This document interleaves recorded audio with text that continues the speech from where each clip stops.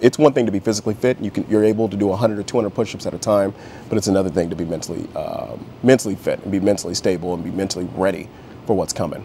But yeah, it's seeing the change. I honestly, I could honestly say, like, I absolutely love what I do in regards to training. Like I said, you could see that change in folks from beginning to end. Brothers and sisters,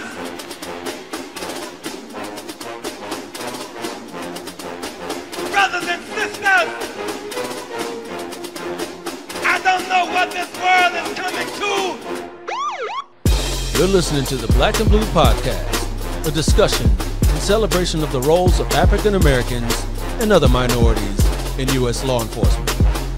Your host on the Black and Blue Podcast is Dale Peters, a law enforcement professional with over 20 years experience in the business. Hop on board this Black and Blue train of interviews, current events, and pop culture conversations. So get ready.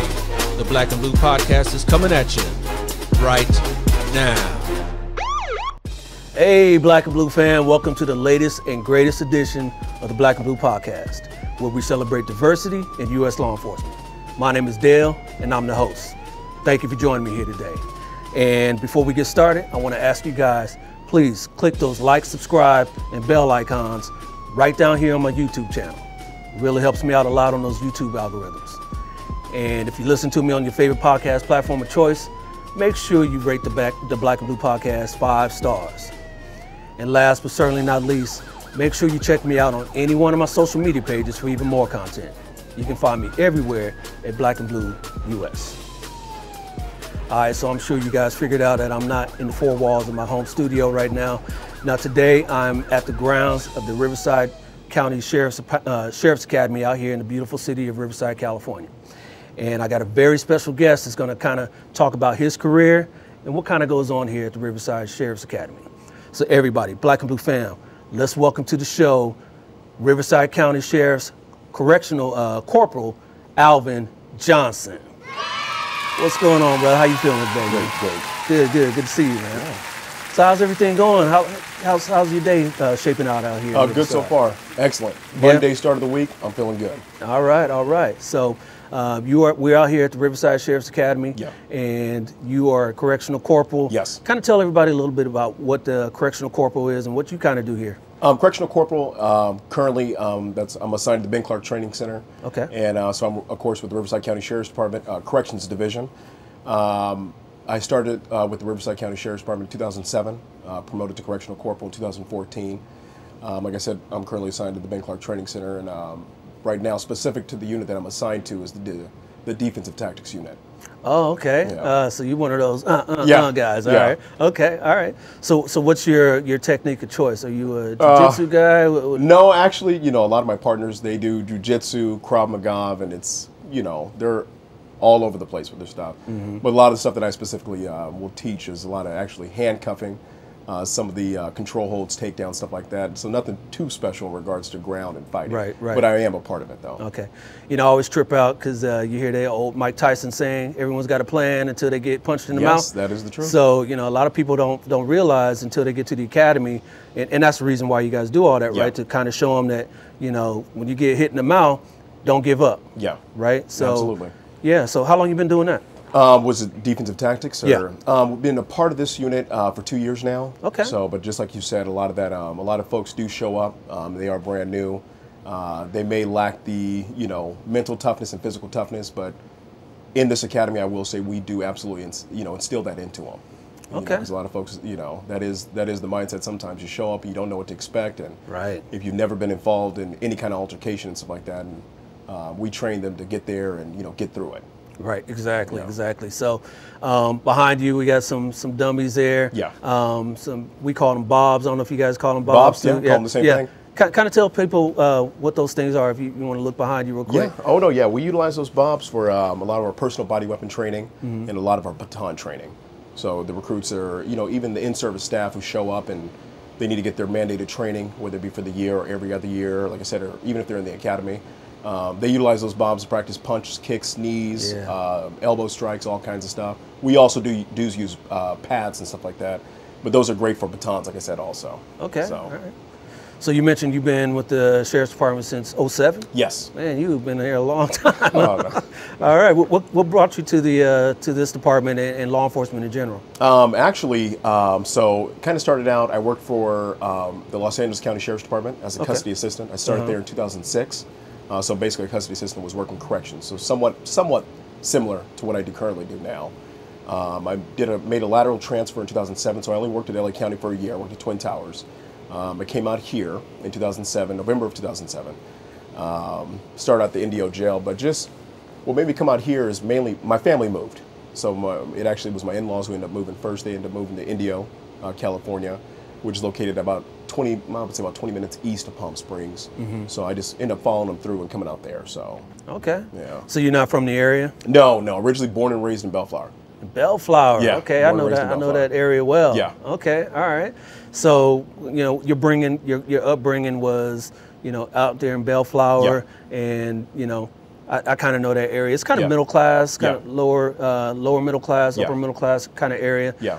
What brought you into law enforcement? What made you want to think about Made this me career? come actually, so it's one of those things, I always say my story is a little bit interesting in the sense that, it wasn't necessarily, hey, there's something I always wanted to do. Right. As a kid, starting off at 5 or 6 years old. It was an instance where, I'm starting to recognize I graduated high school. Hey, what am I going to do now? Okay. It's kind of like, what am I going to do now? So I'm looking at different things. And at the time I'm trying to wonder, is college for me?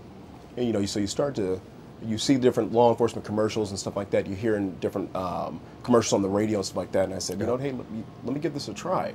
Because, even at the time I recognized, even at 18 years old, it was, I just didn't want to get a quick job. I was like, I was told by my parents, if you could start your career early, do so. And so I had that mindset, that was my mindset. And so I just kind of picked up a flyer from the Bellflower substation. And I said, you know what? I said, let me give this a try. Right. And that was all she wrote. It just went from there. So nobody kind of gave you any flack for? It wasn't so much, yeah, no, I never got flack from anybody in regards to joining. I will say this, the folks that I graduated with, or the friends of mine at the time, it wasn't, folks weren't joining law enforcement, I'll say that. So I was one of the few that did. Yeah. Yeah. Okay. And then what kind of attracted you to Riverside County Sheriff's as opposed to any other agency out this way? I went online. I remember going online and looking at their corrections division, and immediately I recognized they had rank in their correctional division. So our corrections division, there was a lot to offer, and that was. If you're thinking about a career aspect, your career, if I plan on doing this for 30 years, that's something huge. Yeah. Somewhere where you could promote, you can do different things, there's different assignments. And so I said, you know what, hey, like I said, my in-laws had moved to Indio at the time. I was young at the time, and I remember trying to buy a house out in LA County, in which I absolutely could not afford. And at the time, Indio was affordable, so I said, let me give this a try. Let me give this a shot. And that was one of those things where I noticed with the corrections division here, like I said, just looking it up, speaking to different folks who had moved or who already made the transfer, and they just said, there's a lot to offer out here. Right. And so I said, I'm going to take advantage of this, give it a shot. Okay. And we didn't even talk about what a correctional deputy does out here for Riverside County. Yeah. We have 5 corrections facilities located in our department. So basically, a correctional deputy, of course, you're assigned to the corrections division. You're assigned to one of those correctional facilities. The corrections division, you're basically maintaining security, safety and security of the facility. You're, of course, watching inmates, whether it be male or female, depending on the, where you're at and stuff like that, what you're assigned to. That can be you're in charge of making sure they get transported to where they need to go, making sure they get to court, making sure these inmates are getting fed. Making sure that we're doing security checks, making sure everybody's alive, everybody's well, everybody has what they need, and stuff like that. Okay. Yeah. And so they come to this academy for training? Yes, the Correctional Deputy Academy is a 12-week academy, and it's here at the Ben Clark Training Center. All right. What kind of training is involved there? The training within the Correctional Deputy Academy, they get the training. It's a lot. But it's good. Everything's good in a sense. So, the training that they get, it's like I said, currently the training that I specifically do is roughly about 8 weeks, and that's the defensive tactics. That's one portion of their training. They get PCA 32 trained, arrest and control. They also get trained in report writing, waist chaining, leg shackles, classification of inmates, just a plethora of just stuff, you know what I mean? Less lethal weapons that will be utilized in the facilities if need be. Yeah. So they get first aid CPR.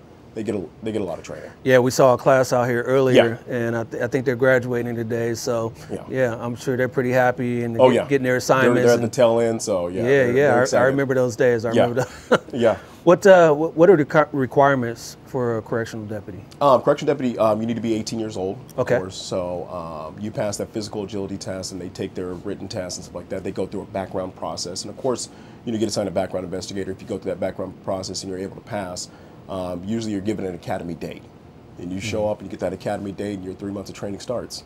Yeah, and it's no joke, I'm Yeah, sure. yeah. I'm sure, but like I said, these guys, they got through it and they look happy. Hopefully we can see them coming through. If not, we got you. Maybe you can get down and do some stuff. Do some stuff for us. You know what I mean? So you mentioned that there's a promotional and rank structure. Yeah. Is it the same as, you got deputy, corporal? What's the whole structure there? In a sense, you have you start off as Correctional Deputy 1, and usually within a year, if you're able and if you do, you can promote to Correctional Deputy 2 after being a Correctional Deputy 1 for a year. Then after that, you have Correctional Corporal, Correctional Sergeant, Correctional Lieutenant, Correctional Captain, Correctional Chief, and it goes all the way up to a Correctional Assistant Sheriff. Oh, wow. So it's a full, full structure there. Yes, absolutely. Nice. And what sort of different assignments can you guys get? I know you're here at the academy. What other sort of assignments can you get as a correctional deputy? You can do, from, like I said, I'm assigned to defensive tactics here at the academy. You have a recruit training officer. That's another position here at the academy. You have corrections background investigators. You have folks that work classification. You have gang units. You have floor operations. You have transportation. There's a lot. There's a lot of different things you can do here within the corrections division.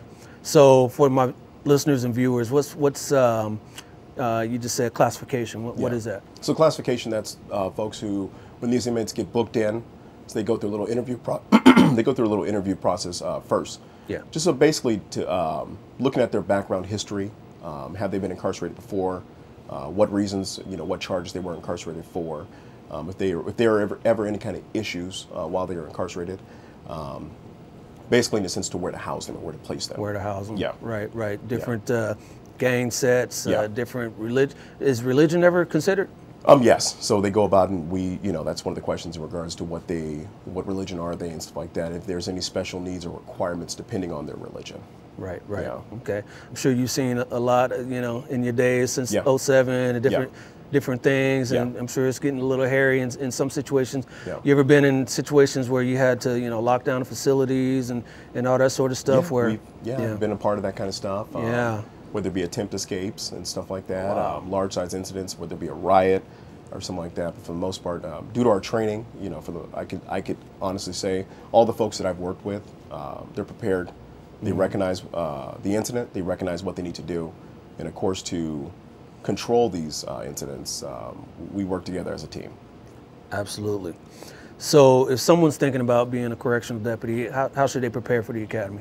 I would suggest, just like when the new recruits show up, I always say, hey, we're going to get you physically tough, but most importantly, we're going to get you mentally tough. I always say it's kind of one of those hard things. It's like you can never fully prepare yourself unless you've actually gone through it, already gone through it. You don't know until you know. Exactly, and that's a part of it, and I recognize that. But I would say, of course, your diet is a huge thing. Getting physically fit as best you can, and of course, while you go through this academy, if you're struggling to get there, I always say we'll get you there. If you decide to stay, we'll get you there. But of course, mentally, studying. If anything, I know our department we have study materials and stuff like that prior to for these folks who are looking to apply or who are thinking about joining. But yeah, I would say as best you can, get yourself mentally and physically prepared. Right. Is there a lot of running involved in the academy? Yeah. A lot of push-ups and the typical stuff you see in the academy? Yes, we usually we PT at least twice a week. So you have specific days that are for physical training, and that consists of at least 2 hours of physical training on Tuesdays and Thursdays. Right. Not saying that you will probably do physical training every day you're here. That's a part of it. But yeah, we do dedicate 2 days to physical training a week in the academy. Right. So you went through the academy, and now you're here training at the academy as an instructor. What's your favorite part at the academy? My favorite part, I would say, is seeing the change. Seeing the change in folks that come in. They show up. A lot of folks think they're prepared sometimes, and they may not be, because like I said, I always tell the first day whenever we get them in defensive tactics that the biggest thing is getting mentally prepared, mentally getting to where you need to be. Because like I said, it's one thing to be physically fit. You're able to do 100 or 200 push-ups at a time, but it's another thing to be mentally fit and be mentally stable and be mentally ready for what's coming.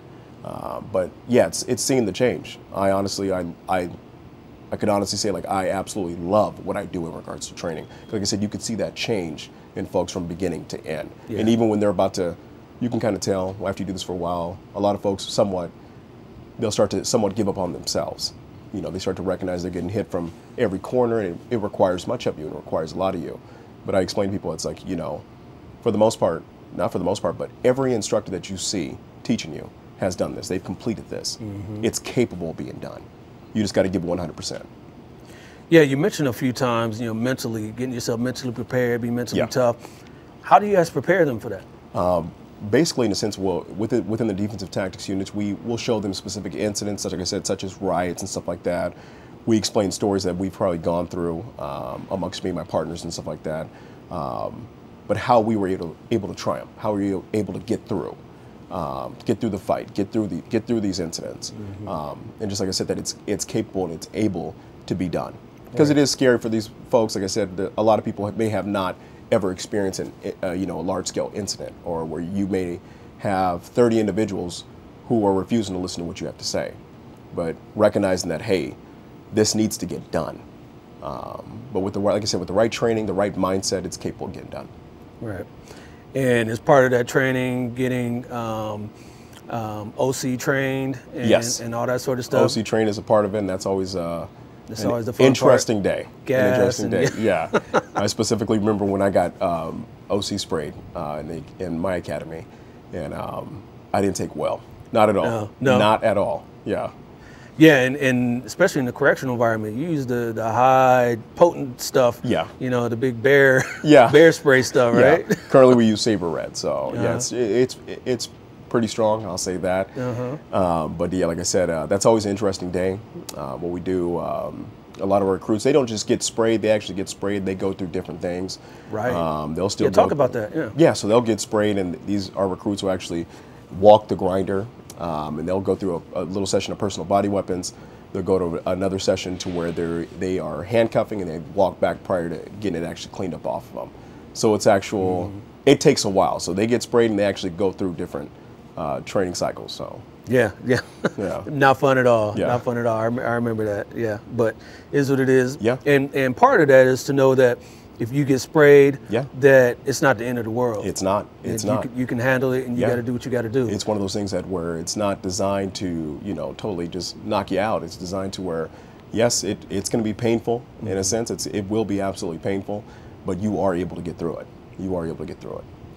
Now, do you find that could be a double-edged sword where we know that it won't incapacitate us and we can still do what we got to do, but does the other side know that as well? And they could, like I said, depending on the, whether it be the inmates have gotten sprayed or not before in the past and stuff like that, in which most people, depending on how long you've been incarcerated, this may not be your first, Right.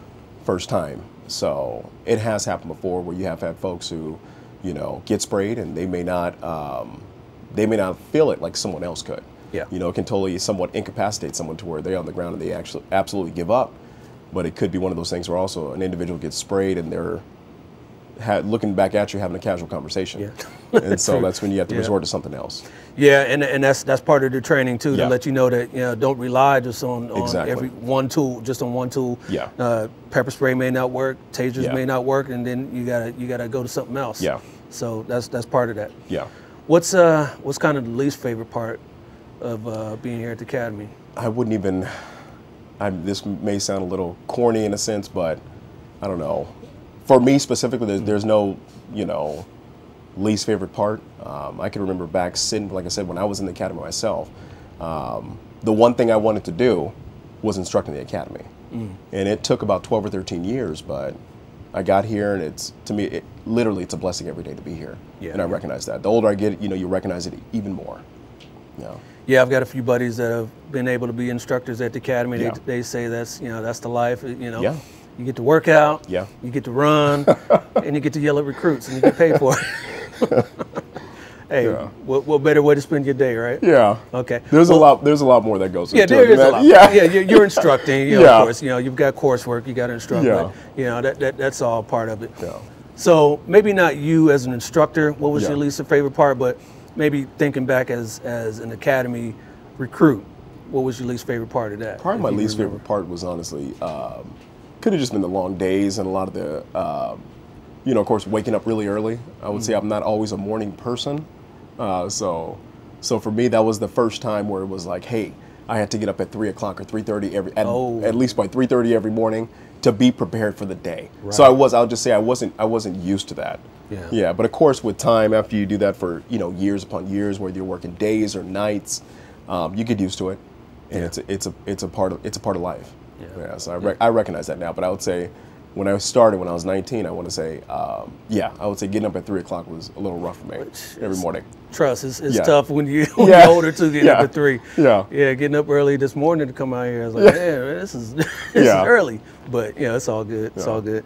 So, going back to, the qualifications of the job and background checks and all that sort of stuff, what should someone do, say, like if they've had, a troubled past, or they know gang members? Do you think you're kind of automatically disqualified for? No, I wouldn't say you're automatically disqualified. I know that I don't work necessarily in personnel and do backgrounds and stuff like that, but I don't think that's an automatic disqualification. But I would say, if you are around that, or even if you are associating with that at the time, if you recognize, hey, this is something I want to do, I would totally say, and absolutely say, you need to disassociate with that kind of lifestyle. I would highly suggest that. And it's one thing to be living your life at the specific moment, but if you start thinking of your future 5, 10, 15, 20 to 30 years from now, and especially within law enforcement, I would highly suggest that individual disassociate from that kind of lifestyle. You got to extricate yourself from that situation. Absolutely. Yep, because some people, like families. Yeah. Some people have families that just brought up in that life, and when you're under 18, it is what it is. That's your family. Yeah. But once you get that chance and you recognize it's not what you want to do, then you got to disassociate yourself. Unfortunately, because that's if it's family, it is what it is. You got to do what you got to do for yourself. Yeah. And, yep, absolutely. So thinking about 5, 10, 15 years down the road, where do you see yourself in 5 years? I would like to, of course, continue to promote. I would like to at least be a sergeant, or at least get to the rank of lieutenant. And I recognize that's that's work that I have to do. None of that just is handed to you. So just like when I promoted to corporal in 2014. There's different stuff that you have to go through, and whether it be the testing cycle, the experiences that you learn, different assignments and stuff like that.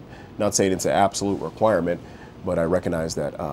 With time on, like I said, working different assignments, doing different specific, different jobs within correctional facilities, different assignments such as this, the defensive tactics unit, it does help. But yeah, I would like to see myself at least at the rank of correctional sergeant. Yeah. Yeah, I would say. Does education play a part in that? It could, and it could help you, by all means. I personally do not have a bachelor's degree or associates or nothing like that, but I always tell someone, if you're able and capable, by all means, absolutely. If finances work, if it works out for your family, you have the time to do it, or if you just have to make time to do it, by all means, I would highly suggest that individual do it if they can. Well, is it part of the promotional process where if you have this degree, if you have a master's, does it give you any leg up, any extra points in the promotional process? To my knowledge, it can give you points in the process. So a lot of folks will strive. People recognize that. Usually after being here a couple years, 5 or 10 years, they recognize, hey, hey, I want to promote, and what could be one of these things to help me? It could be furthering your education. If that's recognized in our department, and by all means, if it helps, I would highly suggest to do it. Yeah. And not just formal education as far as a bachelor's or a master's, but continuing education as well. Do you guys do different trainings that you guys hold, advanced officer or deputy in this case, trainings where you can attend and learn different stuff and new stuff? There's different trainings we host here too also. for our in-service personnel that are already assigned to the facilities and stuff like that, the correctional facilities, such as AJT. We have less lethal options, leadership enhancement. We have different courses here that we do host to further your career. Absolutely. Absolutely. Yeah, I love that. Love that.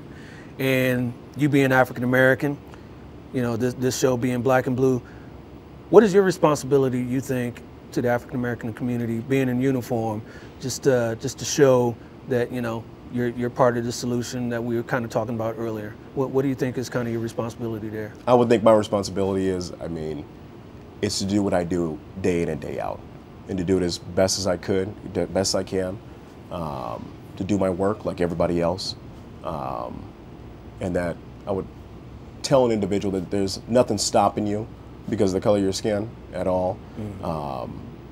There's this, you know, it may sound corny when I say this, but the sky's the limit.